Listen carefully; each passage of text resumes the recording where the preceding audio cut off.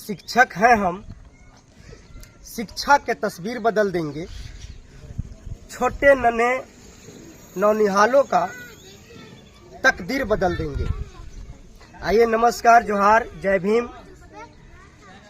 मैं रंजित कुमार रंजन, आप सभी लोग देख रहे हैं ABK ऑफिशियल यूट्यूब चैनल। जैसा कि आप सभी को मालूम है कि माता सावित्रीबाई फुले निःशुल्क शिक्षण संस्थान विगत 5 वर्षों से पलामू जिला छतरपुर प्रखंड के सुदूरवर्ती गांव डाली के अंबेडकर चौक पर निःशुल्क शिक्षा दी जाती है। आज इसका साप्ताहिक टेस्ट लिया जा रहा है। आप सभी लोग इस वीडियो के माध्यम से देखें और कमेंट बॉक्स में जरूर लिखेंगे कि हमें और इस निःशुल्क शिक्षण संस्थान में क्या क्या सुधार करने की जरूरत है, क्योंकि आप लोग देख रहे हैं कि मेरे पास उतना उचित संसाधन नहीं है कि मैं बच्चों को बैठने के लिए दरी या तिरपाल का मैं व्यवस्था दे सकूं। फिर भी मैं सीमित संसाधन में हमारे यहाँ के नौजवानों ने काफ़ी संघर्ष और मेहनत किया है इस संस्थान को यहाँ तक पहुँचाने के लिए। तो आप देखिए कि आज साप्ताहिक टेस्ट परीक्षा लिया जा रहा है और इसका परिणाम कल घोषित कर दिया जाएगा। तो मैं बता दूं कि यह जो टेस्ट हो रहा है वर्ग 3, 4, 5, 6, 8 कोई ट्रक खड़ा कर दिए थे। गुड मॉर्निंग सभी लोग को, गुड मॉर्निंग। बैठ जाइए, बैठिए।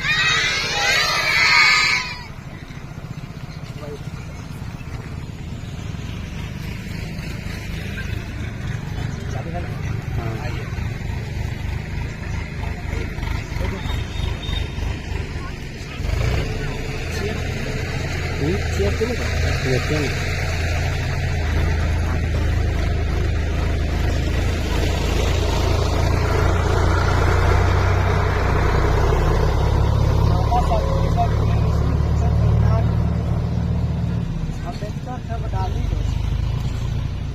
आज छतरपुर के मशहूर युवा के धड़कन, नौजवानों का प्रेरणा, एक नई ऊर्जा लेकर के आगे बढ़ रहे हैं और हमारे बीच इस संस्थान में इनका आगमन हुआ है। इनका नाम संदीप सरकार जी है। सबसे पहले संदीप सरकार जी को हार्दिक अभिनंदन और स्वागत है, और इनके पूरे टीम, डॉक्टर साहब और तो स्वागत करते हैं। सर, यह निःशुल्क शिक्षण संस्थान विगत 5 वर्षों से निःशुल्क चलता है। हम लोग प्रत्येक सप्ताह को इस संस्थान में टेस्ट लिया जाता है छात्र छात्राओं में। टेस्ट में जो उत्तीर्ण होते हैं उन बच्चे बच्चियों को हम लोग प्रोत्साहित करते हैं। सर, आज आपका आगमन हुआ है, मेरा दिल बहुत खुश हुआ कि आप सर मेरे संस्थान में आए और मेरे छात्र छात्राओं से बातचीत कर रहे हैं, मुलाकात कर रहे हैं। आखिर कहीं न कहीं आपके अंदर वह जुनून है शिक्षा को लेकर के, आपके अंदर वह सपना है कि छतरपुर पाटन विधानसभा में आज तक कोई ऐसा महाविद्यालय, विश्वविद्यालय एजुकेशन से जुड़ा हुआ नहीं। ऐसे कॉलेज हैं, महाविद्यालय है, लेकिन इंटर और ग्रेजुएशन तक न आज तक यहाँ कोई पॉलिटेक्निक कॉलेज बन सका, न आज तक यहाँ शिक्षा का हब DLED BEd कॉलेज बन चुका, न यहाँ आज तक कोई NM GNM का कोई कॉलेज बन सका। ये बहुत बड़ी हम लोगों को खलता है कि आज हमारे क्षेत्र के, हमारे आस पड़ोस के नौजवानों को, बेटियों को, बेटों को, बच्चों को अपने क्षेत्र से, अपने जगह से काफ़ी दूर जा करके कोर्स कंप्लीट करना पड़ता है। मैंने इसका बहुत बार आवाज़ उठाया कि हमारे क्षेत्र कितने बार विधायक बने, सांसद बने, लेकिन आज तक किसी ने ऐसा काम नहीं किया। नली गली, रोड, सड़क, बिजली, पानी लगभग धीरे धीरे सब कुछ पूरा होता है, ये काम होता ही रहता है। लेकिन सबसे बड़ी महत्वपूर्ण चीज़ है कि जब तक शिक्षा अगर नहीं है तो आप किसी भी चीज़ को हासिल नहीं कर पाइएगा। तो हम इन सभी बिंदुओं पर आपसे बातचीत करेंगे, लेकिन सबसे पहले मैं आपका परिचय जानना चाहता हूँ। सबसे पहले यहाँ का जो संस्थापक है माता सावित्रीबाई फुले निःशुल्क शिक्षण संस्थान, संस्थापक बड़े भाई रंजित रंजन उर्फ मंटू दास जी और तमाम जो उनके सहयोगी शिक्षक हैं, मैं उन्हें तहे दिल से धन्यवाद देता हूं। और आप लोग जो निःशुल्क शिक्षण संस्थान में पढ़ करके और एक ज्ञान प्राप्ति का काम कर रहे हैं, उसके लिए मैं आप लोग को तहे दिल से धन्यवाद देता हूँ। देखिए, बात ऐसी है कि शिक्षा से बड़ा, जानते होंगे, शिक्षा से बड़ा कोई ऐसा ताकत नहीं है, कोई ऐसा ताकत नहीं है जो इसकी सामना कर सके। जैसे होता है ना, एक उदाहरण समझिए कि बंदूक से ज्यादा, जब किसी को मारना है तो बंदूक से ज्यादा ताकतवर तलवार नहीं होता है। उस तरह से पूरे जिंदगी में, पूरे जीवन काल में शिक्षा से बड़ा कोई ऐसा ताकत ही नहीं है जो शिक्षा को पराजित कर सकता है। शिक्षा एक ऐसी रास्ता है कि जिससे आप यदि चल दीजिएगा तो कहीं न कहीं आपको मंजिल जरूर मिलेगा। ठीक है, तो हमें मेनली मुख्य रूप से शिक्षा पर फोकस करना है। यदि हम लोग शिक्षा पर फोकस करेंगे तो आज जो हम लोग तमाम नली गली, सड़क, बेरोजगारी की जो बात करते हैं, हमें लगता है कि अपने आप वो हमारा कदम चूम लेगा। तो काफ़ी जोर देने की आवश्यकता है। और मैंने अपना परिचय नहीं दिया, मैं आप लोगों को परिचय बता देता हूं कि मैं छतरपुर के बगल वाले गांव कचनपुर का रहने वाला हूं। और कचनपुर का हम भी एक गांव से बिलोंग करते हैं, उसी गांव का निवासी हूं। मेरा नाम संदीप सरकार के नाम से हम जाने जाते हैं। मेरी भी पढ़ाई लिखाई इसी तरह सरकारी स्कूल, ट्यूशन से मैंने अपना कंप्लीट किया है। मैं BSc कंप्लीट कर चुका हूं। BSc के आगे भी MA RD होता है, उसे कंप्लीट कर चुका हूं। मेरा MSW, उससे ऊपर होता है MSW, master of social work, तो वह मेरा अभी कंटिन्यू है। मैं एक तरफ वकालत भी कर रहा था, LLB, लेकिन LLB को अभी हम किसी कारणवश रोक करके रखे हुए हैं। लेकिन मेरा भी सोच है कि हम लोग हायर एजुकेशन लेंगे। जब शिक्षा मेरे पास रहेगा, नॉलेज रहेगा, तो तमाम रास्ते जो है अपने आप खुल जाएगा। तो चलिए, आप लोग धन्यवाद के पात्र हैं कि इस तरह का पूरे पलामू में कहीं भी निःशुल्क शिक्षण संस्थान नहीं चल रहा है। और आप एक बड़े पैमाने पर विगत 4 से 5 वर्षों से चला करके, हमको लग रहा है सैकड़ों गरीब परिवार के बच्चों को शिक्षा देने का काम कर रहे हैं, पढ़ाने का काम कर रहे हैं। और ऐसा कदम यदि छतरपुर प्रखंड के 10 को भी पॉइंट बना करके, सेंटर बना करके करवा दिया जाए, तो मुझे लगता है कि हमारे यहाँ शिक्षा का एक हब हो जाएगा। ठीक है ना। और मैं आपको विश्वास दिलाता हूँ और मैं आपको बताना चाहता हूँ कि शिक्षा पर मेरी इतना नज़र है कि बार बार सुनिएगा, जब सोशल मीडिया के माध्यम से या और कहीं भी जब हम कोई प्रोग्राम में जाते हैं, तो मैं इस बात को समझाता हूँ कि भाई सबसे पहला जो हमारा रास्ता है वह शिक्षा है। आप उस पर कब्जा कर लो, बाकी सब चीज़ पर ऑटोमेटिक कब्जा हो जाएगा। ठीक है ना। तो हम जब विधायक बनेंगे तो मेरा मेनली फोकस शिक्षा होगा, उसके बाद स्वास्थ्य, बेरोजगारी, तमाम जो मुद्दा है उस सारा चीज़ पर होगा। लेकिन हम पहले जड़ को पकड़ेंगे जिससे तमाम चीज़ ठीक हो जाए। और मैं आप लोगों को एक चीज़ और बता देना चाहता हूँ कि यदि जैसे ही बहुत कम समय है। जैसे ही मैं यदि इस बार छतरपुर पाटन विधानसभा का मौका प्रतिनिधित्व करने का मौका मुझे मिलता है, विधायक मैं बनता हूँ, तो मैं खुद से इस डाली में एक निःशुल्क शिक्षण संस्थान का एक बिल्डिंग बनवाऊंगा। और ऐसे ऐसे और भी कई पॉइंट बना करके, क्योंकि जब हमारे भाई लोग इतना योगदान दे सकते हैं, आपका मेहनत करके पढ़ा सकते हैं, समय निकाल सकते हैं, तो मैं भी एक लाइब्रेरी का व्यवस्था कर दूंगा और एक आपको छत दे दूंगा। पूरी व्यवस्था मेरी तरफ से होगी और मैं कोशिश करूंगा कि कम से कम पूरे छतरपुर पाटन में ज़्यादा नहीं तो 10 लाइब्रेरी जरूर व्यवस्था करा दूँ। धन्यवाद।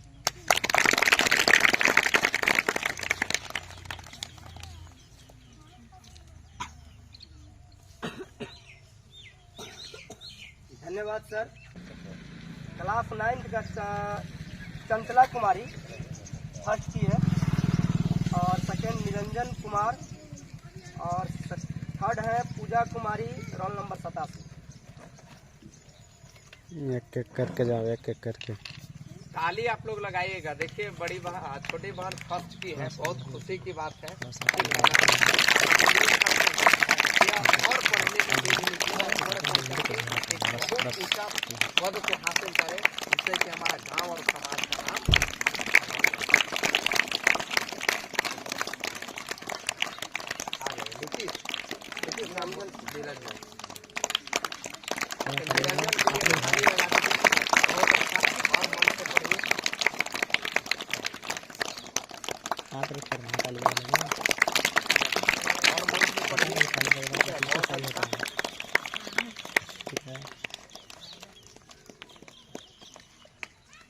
क्लास 8 आकाश कुमार सिंह फर्स्ट, चांदनी कुमारी सेकेंड, अंकिता कुमारी थर्ड। क्लास 8 में है, ये बहुत अच्छा फर्स्ट है।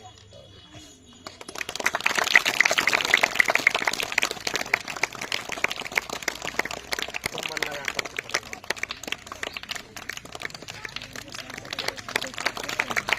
कलम को इतना यूज करिए कि आने वाला समय में विशाल हो जाए।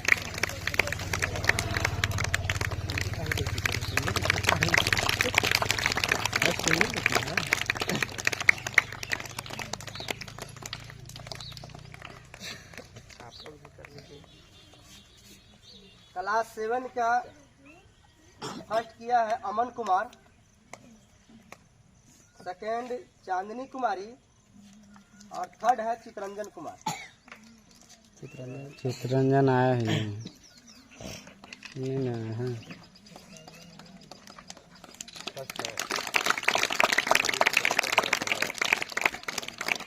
तुम मन लगा करके पढ़िए और नाम रोशन करिए। चैनल में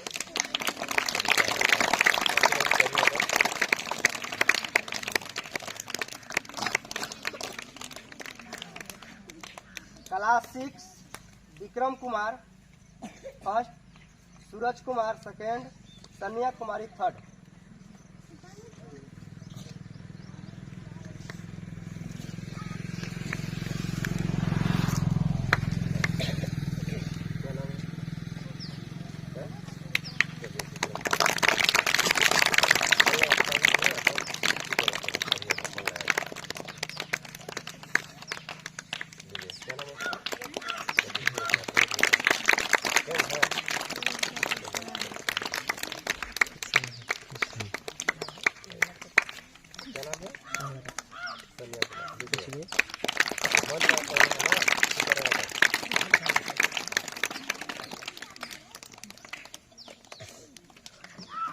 class 5 Kamlesh Kumar first, Simran Kumari second, Arvind Kumar third.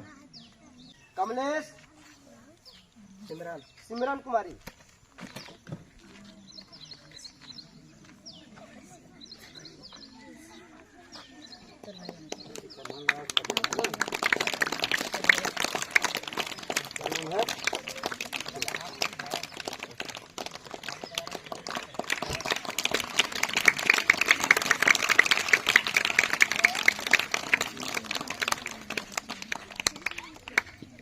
Class 4 Preeti Kumari, Vivek Kumar, Mithun Kumar. कौन है प्रीति? खड़ी नहीं है।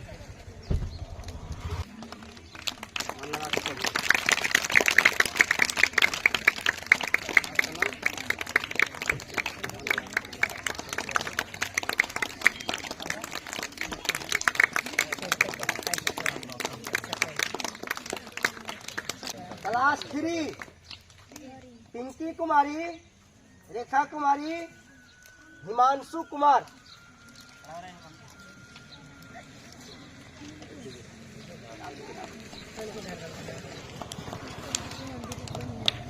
ताली बजाइए।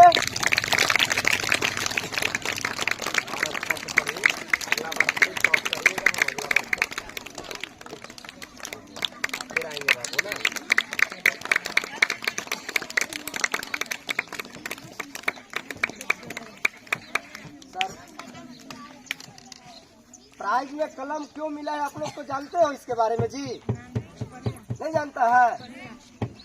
1000 तलवारों की ताकत एक कलम में है।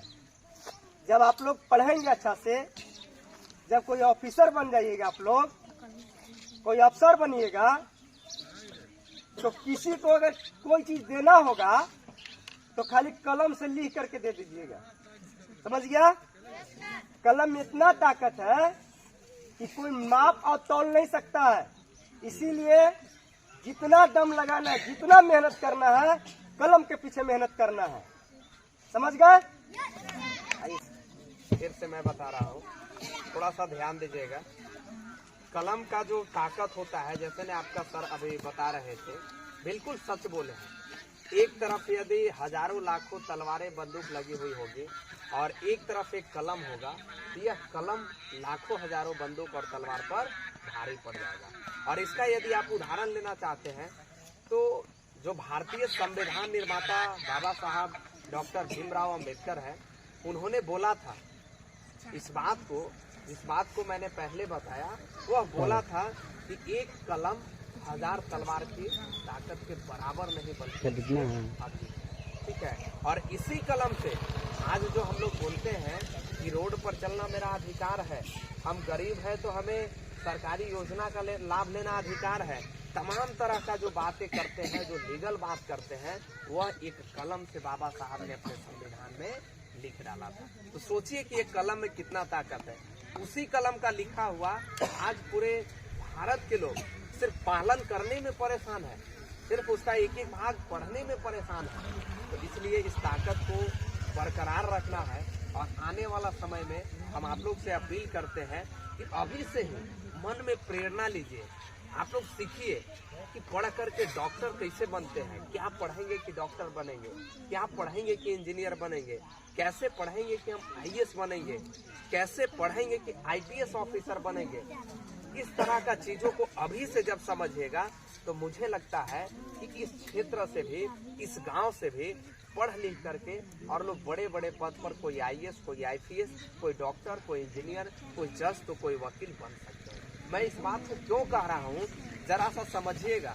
हम लोग को अक्सर क्या होता है कि जब आप 10वां आईएएस समझिएगा, और सारा शिक्षकगण भी इस पर ध्यान दे रहे हैं, होता क्या है कि जब 10वां आईएएस बीएससी लोग पास कर जाते हैं, तब वो सोचने लगते हैं कि अब हमको किस रास्ता में जाना चाहिए, क्या पढ़ते कि हम डॉक्टर बनते, कैसे तैयारी करते कि हम इंजीनियर बनते, कैसे तैयारी करते कि हम एक बड़ा सिविल सर्विस का ऑफिसर बनते।